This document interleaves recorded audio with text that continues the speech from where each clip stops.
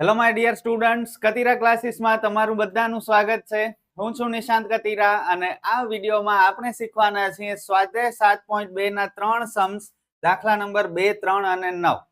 ત્રણેય સમ બહુ ઇન્ટરેસ્ટિંગ, બહુ મજા આવશે તમને લોકોને ભણવાની અને ઇમ્પોર્ટન્ટ પણ છે જ. ઓકે, બધા જ સમ એક દાખલા નંબર 3 સિવાયના બંને સમ બોર્ડની એક્ઝામમાં ઘણી બધી વખત પૂછાયેલા છે. ધ્યાન આપશો, એક્ઝામમાં પૂરા 3 માર્ક મળશે. જોઈ લો 3 માર્ક લેવા છે કે નહીં. સમ્સ ઈઝી છે, કંઈ નથી, માત્ર શીખવાનું જ છે અને એના માટે થોડોક ટાઈમ આપવો પડશે. તૈયાર છો? ચલો સ્ટાર્ટ કરીએ. બે બિંદુઓ આપેલા છે. આ બંને બિંદુને જોડતા રેખાખંડના ત્રિભાગ બિંદુના યામ મેળવો. ધારો કે આ બિંદુ એ, આ બિંદુ બી, એટલે કે રેખાખંડ એ બી બનશે. રેખાખંડ એ બી ના 3 ટુકડા કરવાના છે, ત્રિભાગ. જુઓ આવી રીતે.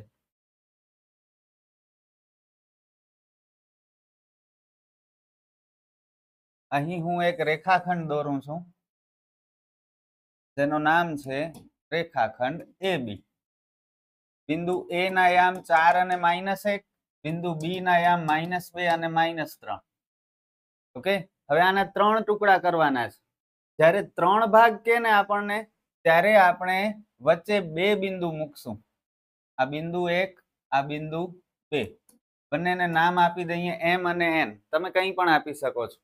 બસ આ બિંદુ M અને N ના યામ આપણે શોધવાના છે. જો વચ્ચે 2 બિંદુ મૂક્યા તો 3 ભાગ થઈ ગયા રેખાખંડ AB ના. ઓકે, વચ્ચે આપણને એમ કહે કે 4 ભાગમાં વિભાજન કરો તો વચ્ચે 3 બિંદુ મૂકવાના. 5 ભાગ કે તો 4 બિંદુ મૂકવાના.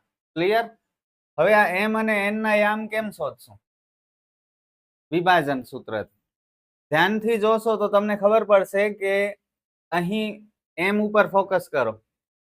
M થી A કેટલા ભાગ છે? 1 ભાગ છે. અને M થી B માં કેટલા ભાગ આવે છે? 2 ભાગ આવે છે. જો એક આ ને બીજો આ. તો બિંદુ M રેખાખંડ AB નું A તરફથી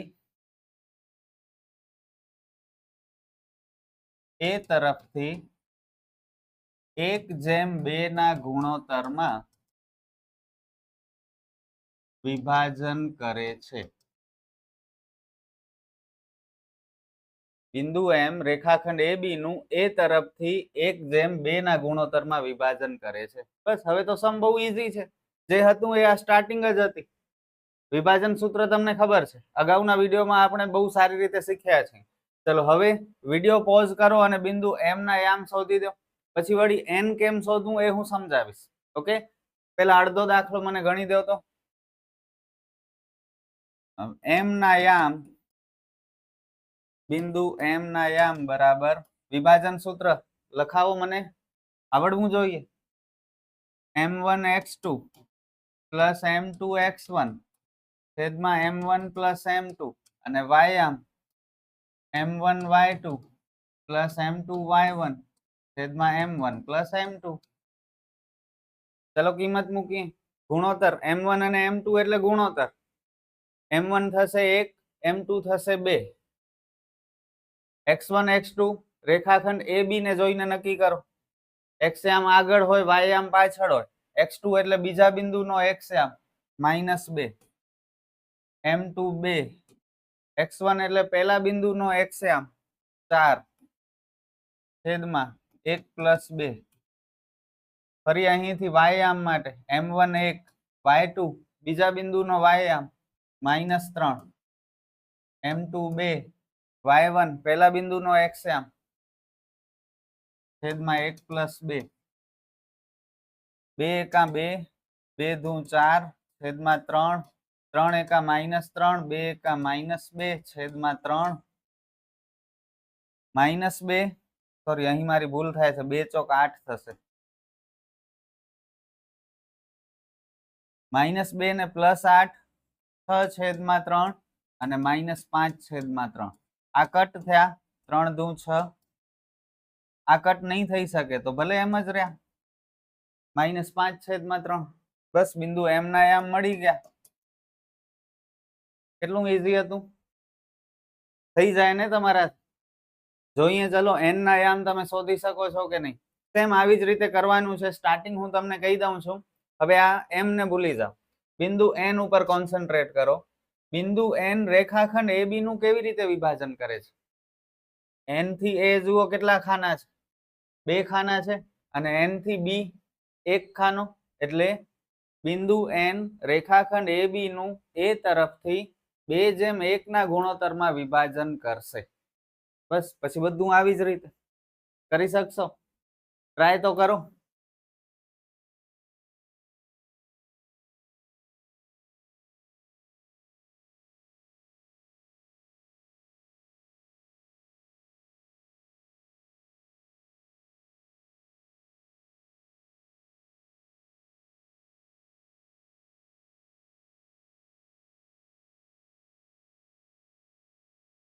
બિંદુ n ના યામ વિભાજન સૂત્ર.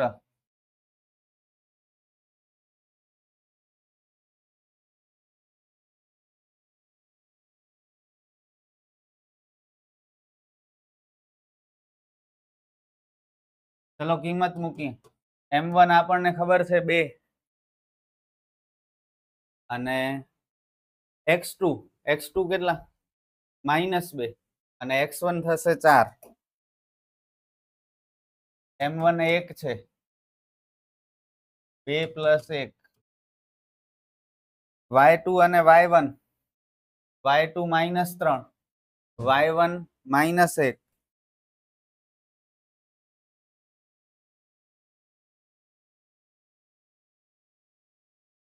બે દુ -4 +4 છેદમાં 3 -6 -1 છેદમાં 3 માઇનસ પ્લસ માઇનસ થાય, 4 માંથી 4 જાય 0.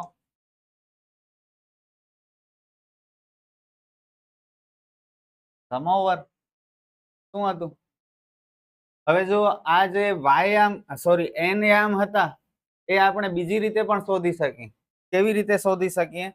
તો બિંદુ n એ m અને b નું મધ્ય બિંદુ થાય છે. આકૃતિને બરોબર જુઓ, m b ની એકદમ મધ્યમાં છે. તો મધ્ય બિંદુના યામથી પણ આ દાખલો થઈ જાત બિંદુ n ના યામ. m તો આવી જ રીતે શોધવું પડે, પણ n આપણે વિભાજન સૂત્રથી કર્યો, એની જગ્યાએ મધ્ય બિંદુના યામથી પણ થઈ શકતો હતો, પણ આ સમ વિભાજનથી કર્યો. મને લાગે છે આમાં તમને ખબર પડી હશે, એટલે જ ફરીથી આપણે વિભાજન સૂત્રનો જ ઉપયોગ કર્યો, જેથી તમને કોઈ કન્ફ્યુઝન ન થાય અને કોન્ફિડન્સથી તમે આખો સમ સોલ્વ કરી લો. અને મને લાગે છે આ સમ તમે લોકોએ જાતે સોલ્વ કર્યું હશે તો થઈ ગયું હશે. કમેન્ટમાં મને જણાવજો. આગળ વધીએ આપણે. નેક્સ્ટ સમ દાખલા નંબર 9. બિંદુ A અને B ને જોડતા રેખાખંડનું 4 સમાન ભાગમાં વિભાજન કરતા બિંદુના યામ શોધો. જો અગાઉના સમમાં 3 ભાગમાં વિભાજન કરવાનું હતું, અહીં 4 ભાગમાં વિભાજન કરવાનું છે. તો વચ્ચે કેટલા બિંદુ મૂકશું? 3 બિંદુ મૂકશું.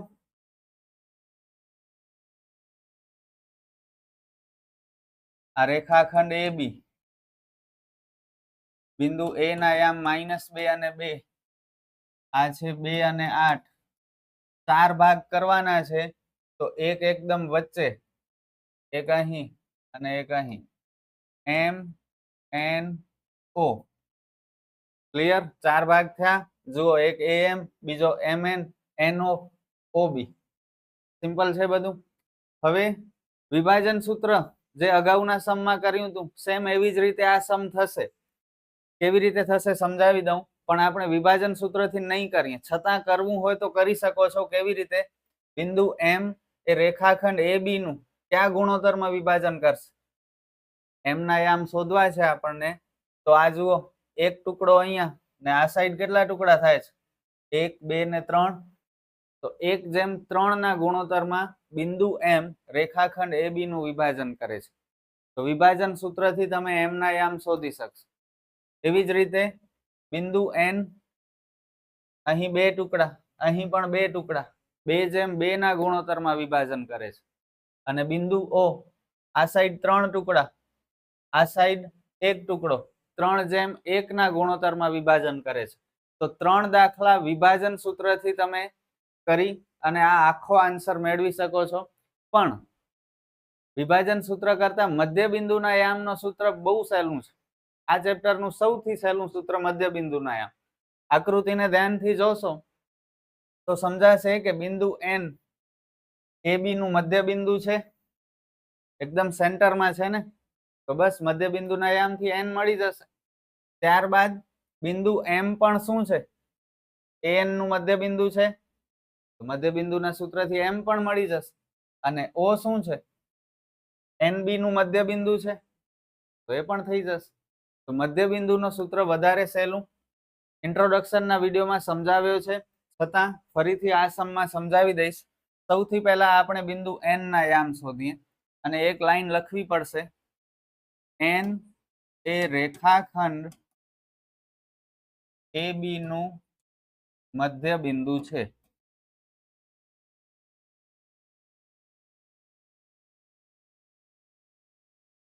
n ના યામ બરાબર મધ્ય બિંદુના યામનો સૂત્ર જુઓ કેટલું સહેલું છે. x1 + x2 છેદમાં 2 y1 + y2 છેદમાં 2. બસ એટલું જ છે. હવે AB ને જોઈને મને કિંમતો મુકાવો તો AB ને જોઈને x1 થશે -2, x2 થશે 2, y1 2, y2 8, 0/2, 10/2, 0 અને આ કટ થયા 5. બસ બિંદુ n ના યામ મળી ગયા 0 અને 5. હવે આવી જ રીતે હું નહીં કરું, તમારે કરવાનો છે. વિડીયો પોઝ કરીને બિંદુ m ના યામ મને શોધી દો. ચલો એક લાઈન આપણે લખશું. m એ an નું મધ્ય બિંદુ છે. n એ રેખાખંડ n નહીં m એ રેખાખંડ an નું મધ્ય બિંદુ છે.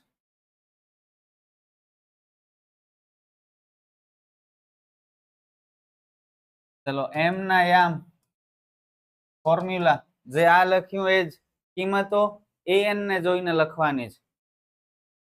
x1 + x2 છેદમાં 2, y1 + y2 છેદમાં 2. અને ત્યારબાદ o શોધવા માટે o કોનું મધ્ય બિંદુ છે? o nb નું મધ્ય બિંદુ છે.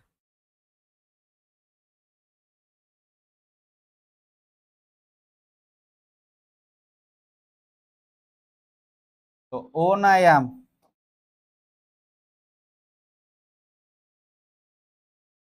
x1 + x2 છેદમાં 2, y1 + y2 છેદમાં 2. હવે કરી શકશો? અહીં an ને જોઈને કિંમત મૂકજો. આ દાખલામાં nb ને જોઈને કિંમત મૂકજો. સમ થઈ જશે. પૂછાયેલો છે બોર્ડની એક્ઝામમાં. કરી લ્યો, કોન્ફિડન્સ આવી જશે કે બોર્ડની એક્ઝામમાં પૂછાયેલા સમ પણ અમે જાતે સોલ્વ કરી શકીએ છીએ. મજા આવશે, જોજો. ચલો an ને જોઈને આપણે કિંમતો મૂકીએ. x1 -2, x2 0 છેદમાં 2, y1 2, y2 5,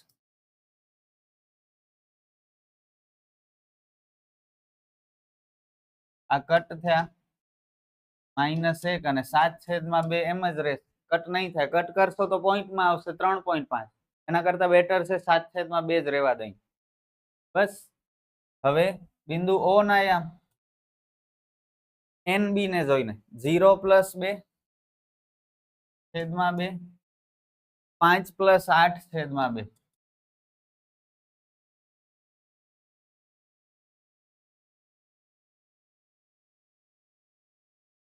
સમ ઓવર.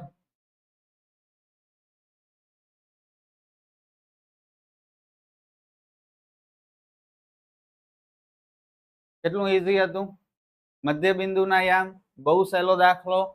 ઓબ્જેક્ટિવમાં પણ મધ્ય બિંદુના યામ રિલેટેડ કંઈ ને કંઈ 1 માર્કમાં તો પૂછશે જ, તો તૈયાર રહેજો.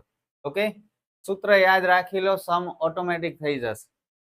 ચલો આ વિડીયોનો લાસ્ટ સમ જોઈ શકો છો તમે. આખો બોર્ડ ભરાઈ જાય એટલો મોટો છે, પણ આન્સર બહુ સિમ્પલ છે. અને હું નહીં કરું, માત્ર તમને સ્ટાર્ટિંગ કહી દઈશ, તમારે જાતે સોલ્વ કરવાનું છે. પેલા ક્વેશ્ચન રીડ કરીએ. તમારી શાળાના લંબચોરસ આકારના મેદાન ABCD માં રમતગમત દિવસની પ્રવૃત્તિઓ યોજેલ છે. ચોક પાવડરની મદદથી 1 મીટરના અંતરે રેખાઓ દોરેલી છે. જુઓ, આ 1 મીટર, 2 મીટર, 3 મીટર, 4 મીટર, આવી રીતે 1 મીટરના અંતરે રેખા દોરેલી છે. આકૃતિમાં દર્શાવ્યા અનુસાર AD પર પ્રત્યેક 1 મીટરના અંતરે હોય તેવા 100 ફૂલના કુંડા મૂક્યા છે. આ A થી D સુધી 1 મીટરના અંતરે ટોટલ કેટલા કુંડા છે? 100 કુંડા છે. ઓકે. નિહારિકા બીજી હરોળમાં દોડે છે અને તેણે AD નું 1/4 ભાગનું અંતર કાપ્યું છે અને ત્યાં લીલો ધ્વજ ફરકાવે છે. આ નિહારિકા છે, સેકન્ડ લાઈનમાં દોડે છે અને તેણે ટોટલ AD નું 1/4 અંતર કાપ્યું છે. ટોટલ AD કેટલું છે? કેટલા કુંડા છે? 100 કુંડા, 1 મીટરના અંતરે છે. એટલે કે 100 મીટર હશે A થી D. 100 મીટરમાંથી નિહારિકાએ 1/4 અંતર તો કાપી લીધું છે. તો એને કેટલું કાપ્યું હોય? કયો મને. જુઓ, 100 મીટર કુલ છે, 1/4 નિહારિકાએ કાપ્યું છે. 25 ચોક 100 થાય, તો 25 મીટર અંતર નિહારિકાએ કાપી લીધું. નિહારિકા કઈ લાઈનમાં દોડે છે? બીજી લાઈનમાં. તો નિહારિકા માટે બિંદુના યામ ક્યાં થશે? આ x અક્ષ આડી લાઈન, ઊભી લાઈન y અક્ષ, ખ્યાલ છે ને? તો નિહારિકા માટે જે બિંદુ બને છે એ બિંદુના યામ થશે x અક્ષ ઉપર 2 અને y અક્ષ ઉપર 25. કેટલું સિમ્પલ. બસ આ જ કરવાનું છે, બાકી બધું તમને આવડે છે. દાખલો સમજવામાં જરાક વિચિત્ર છે, જો સમજાઈ જાય તો બસ પૂરું થઈ જશે, બધું તમારાથી થઈ જશે. એવી જ રીતે બીજો વ્યક્તિ છે પ્રીત. પ્રીત 8મી હરોળમાં દોડે છે, x અક્ષ ઉપર 8મી લાઈન, એટલે x આમ 8 થશે. ઓકે. અને તેણે AD નું 1/5 ભાગ અંતર કાપ્યું છે. Total 100 metre. 100 મીટરના 1/5, 20 ગુણ્યા 5 100, એટલે પ્રીતના યામ શું થશે? 8મી લાઈન છે એટલે x અક્ષ ઉપર 8, x આમ 8 અને y આમ 20, 8 અને 20. બસ 8મી હરોળમાં દોડે છે અને તેણે AD નું 1/5 ભાગ જેટલું અંતર કાપ્યું છે અને ત્યાં લાલ ધ્વજ ફરકાવે છે. આ બંને ધ્વજ વચ્ચે કેટલું અંતર હશે?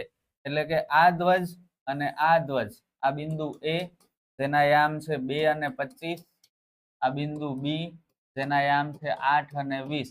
અંતર શોધવાનું છે. અંતર સૂત્ર સ્વાધ્યાય 7.1 માં ઘણા બધા સમ્સ આપણે ભણ્યા. અંતર સૂત્રથી આ AB તમને મળી જશે. કરી શકશો ને? પછી શું કરવાનું છે જુઓ. જો રશ્મિએ આ બંને ધ્વજને જોડતા રેખાખંડના મધ્ય બિંદુ પર વાદળી ધ્વજ ફરકાવવાનો હોય તો તે ધ્વજને ક્યાં ફરકાવશે? રશ્મિ આ બંને ધ્વજના મધ્ય બિંદુ ઉપર એક ત્રીજો ધ્વજ ફરકાવવા માંગે છે. મધ્ય બિંદુ ક્યાં હશે? અહીં હશે ને? અહીં બિંદુ M નામ આપી દો. આ મધ્ય બિંદુના યામ શોધી લેજો. હમણાં જ આપણે ભણ્યા, 3 સમ કર્યા આગળના સમમાં. કેટલું ઈઝી થઈ જશે. સ્ટાર્ટ કરીએ હવે. તમે લોકો વિડીયો પોઝ કરી નાખો અને ટ્રાય કરો. તો આપણે જુઓ, શરૂઆત કંઈક આવી રીતે કરશું. નિહારિકા માટે બિંદુ A ના યામ 2 અને 25 છે, જ્યારે પ્રીત માટે બિંદુ B ના યામ 8 અને 20 છે. બરોબર ને? બસ હવે મધ્ય અંતર સૂત્ર બોલો. સૂત્ર વર્ગમૂળમાં x1 માઇનસ x2 આખા કૌંસનો વર્ગ પ્લસ y1 માઇનસ y2 આખા કૌંસનો વર્ગ. ચલો AB ને જોઈને x1 માઇનસ x2 આગળ હોય તે x1 x2 હોય. 2 માઇનસ 8 આખા કૌંસનો વર્ગ, 25 માઇનસ 20 આખા કૌંસનો વર્ગ, માઇનસ 6 નો વર્ગ, 5 નો વર્ગ, 36 પ્લસ 25, 36 ને 25 કેટલા થાય? 61 અને 61 અવિભાજ્ય સંખ્યા છે, વર્ગમૂળ ન નીકળે. બસ આ ફાઇનલ આન્સર. હવે મધ્ય બિંદુ શોધવાનું છે. મધ્ય બિંદુના યામ